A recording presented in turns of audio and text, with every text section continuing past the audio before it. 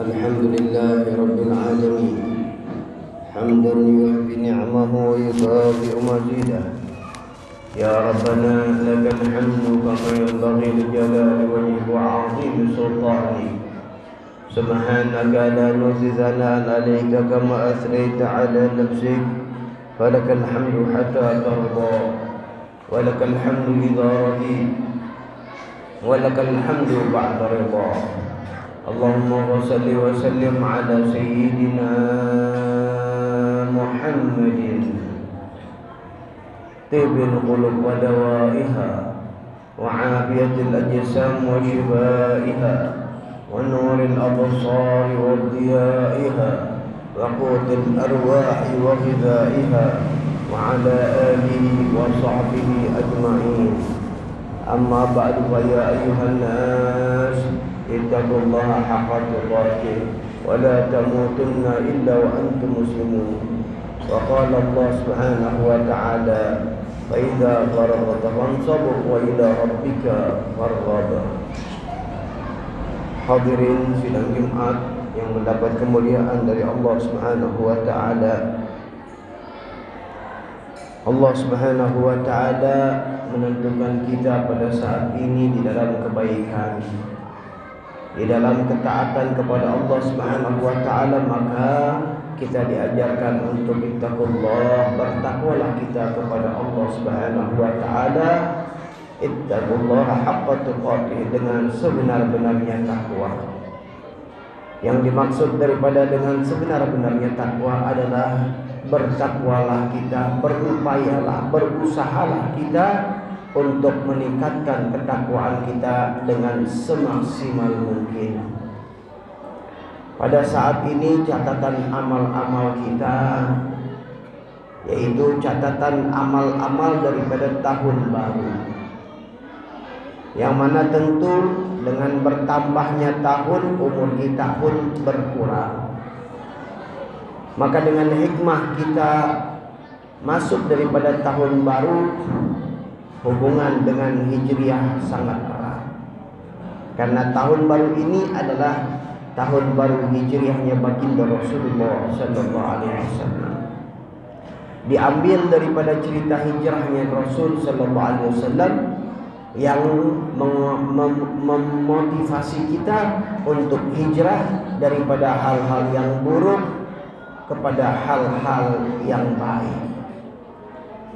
Karena daripada ceritanya Rasul sallallahu alaihi wasallam, daripada cerita hijrahnya Rasul sallallahu alaihi wasallam adalah satu motivasi bagaimana dahulu yang ada di kalangan bangsa Arab di zaman jahiliyah. Mereka adalah orang-orang yang dikatakan terbelakang, orang-orang yang tidak ditengok oleh bangsa-bangsa lain, tidak dilihat oleh bangsa-bangsa lain, atau dinomor sekiankan oleh bangsa-bangsa lain.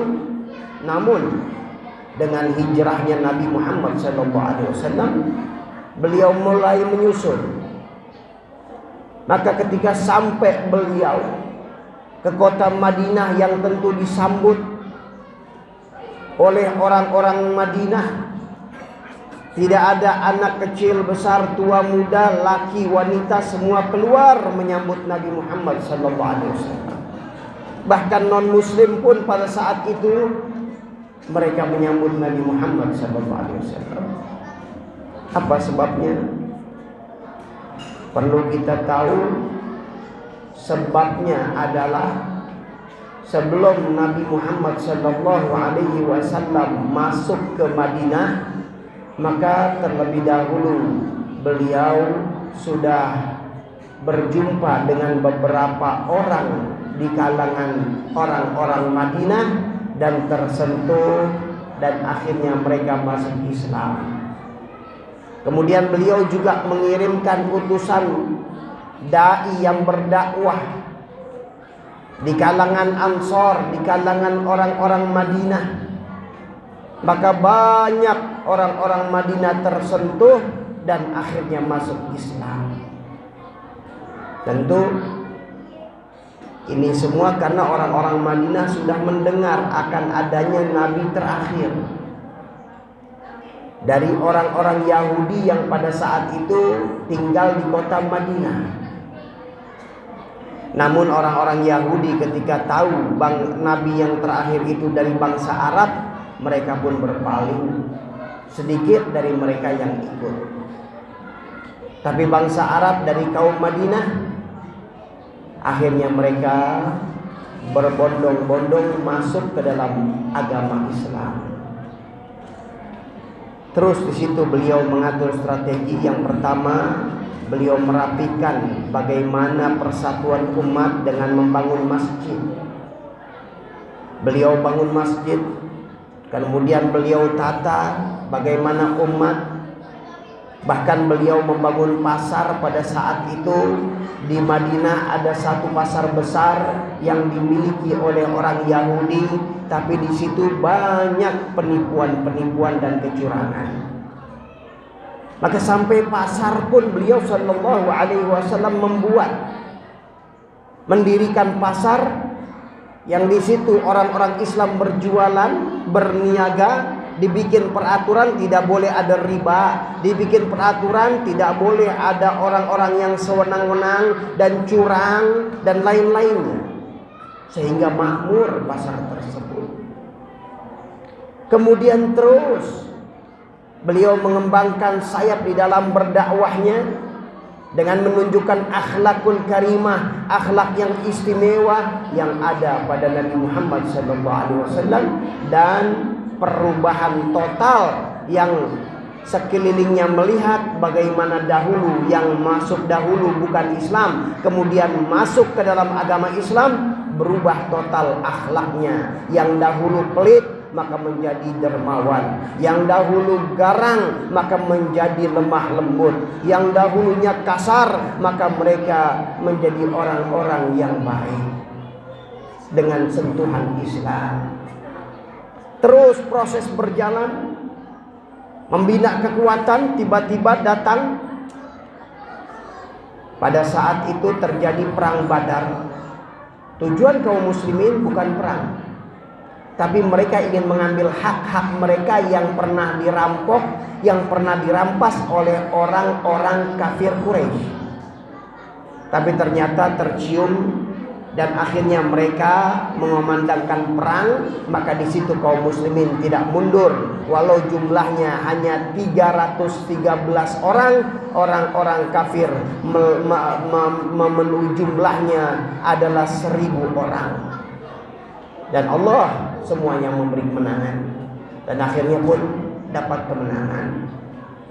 Kemudian berlanjut lagi sampai orang-orang Yahudi menghasut bangsa-bangsa Arab, gabung bangsa-bangsa Arab untuk menyerang umat Islam yang pada saat itu masih sedikit di kota Madinah. Maka terjadilah perang yang dinamakan Perang Khandaq.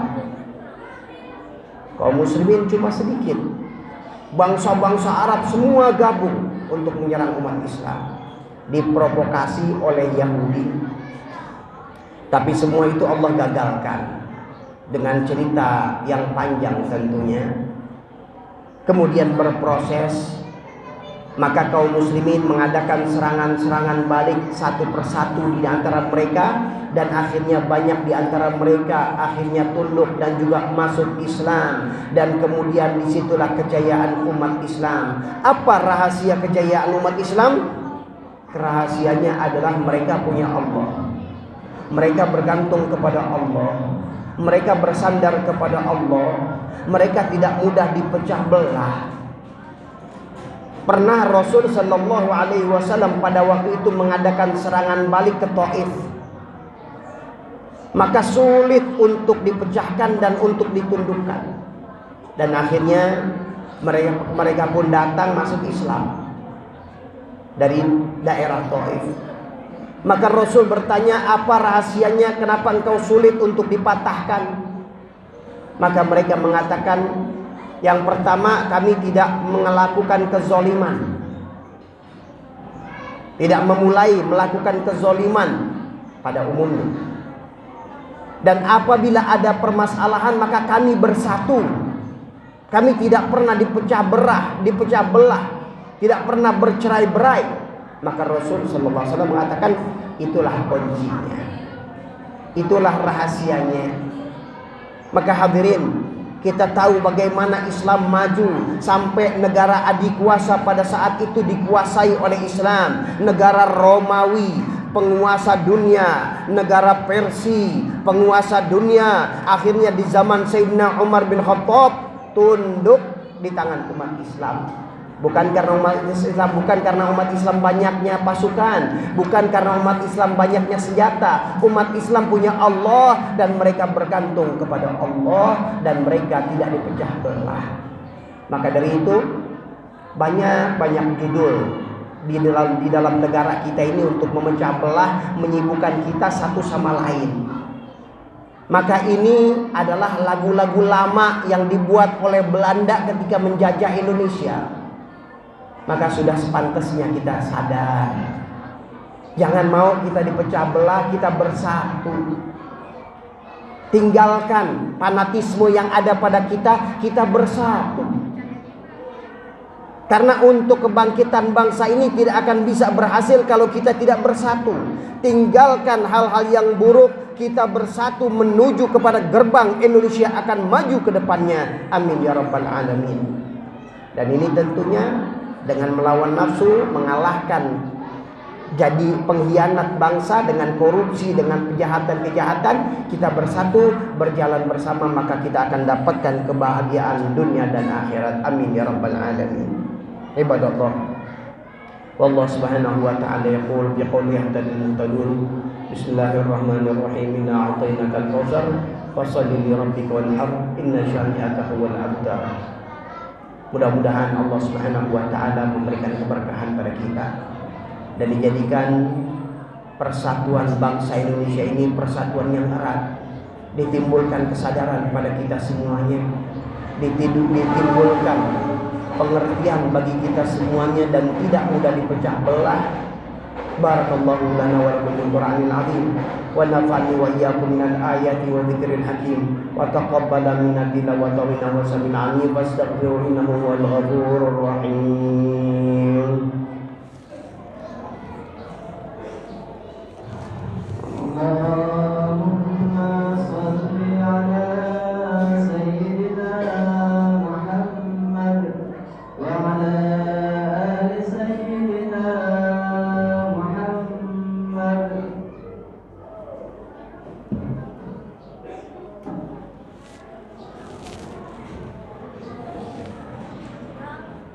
Alhamdulillahi rabbil alamin wal 'aqibatu lil muttaqin wa la 'udwana illa 'alal zalimin wa asyhadu an la ilaha illallah wahdahu la syarika lah wa asyhadu anna sayyidana Muhammadan 'abduhu wa rasuluh arsalahu bil huda wa dinil haqq liyudhhirahu 'ala dini kulli walau karihal kafirun.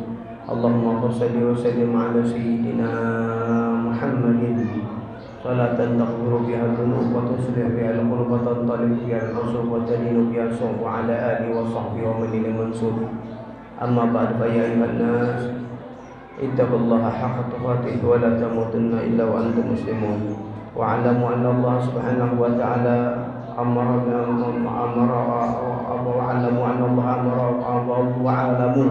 Allah subhanahu wa ta'ala amarakum bil amri wa sanna bil malaikati musabbihati bi qudsi faqala ta'ala wa lam yazal qailan 'alima inna Allah wa malaikatahu yusalluna 'alan nabi ya ayyuhalladzina amanu sallu 'alaihi wa sallimu taslima. Allahumma salli wa sallim ala sayyidina Muhammad wa ala sayyidina Muhammad kama sallaita ala sayyidina Ibrahim wa ala ali sayyidina Ibrahim wa barik ala sayyidina Muhammad wa ala ali sayyidina Muhammad kama barakta ala sayyidina Ibrahim wa ala sayyidina Ibrahim bil alamin innaka Hamidum Majid. Warḍallahu man ashab Rasulillah khususan al-khulafa ar-rasyidin sayyidina Abu Bakar wa Utsman wa Ali wa sittatil baqin wa radhiyallahu anhum ajma'in. Allahumma ighfir lil muslimina wal muslimat wal mu'minina wal mu'minat al ahya'i minhum wal amwat ya qadiyal hajat wa ya qadiyal muhimmat ya rabbal alamin. اللهم عافنا واحفظنا وانصرنا وفرج عنا والمسلمين. اللهم أصلحنا وأصلح من في صلاحه صلاح الإسلام والمسلمين، ولا تهلكنا وأهلك من في هلكه صلاح الإسلام والمسلمين. اللهم ارفع عنا وعن المسلمين الأذى والبلاء والخلاء والزنا والزلازل والفتن والمحن ما ظهر منه وما بطن برحمتك يا أرحم الراحمين يا أرحم الراحمين يا أرحم الراحمين. اللهم انصرنا إخواننا في فلسطين وأهلك أعداء الدين برحمتك يا أرحم الراحمين يا أرحم الراحمين يا أرحم الراحمين. عباد الله، إن الله يأمر بالعدل والإحسان وإيتاء ذي القربى وينهى عن الفحشاء والمنكر والبغي يعظكم لعلكم تذكرون. فاذكروا الله العظيم يذكركم واشكروه على نعمه يزدكم ولذكر الله أكبر.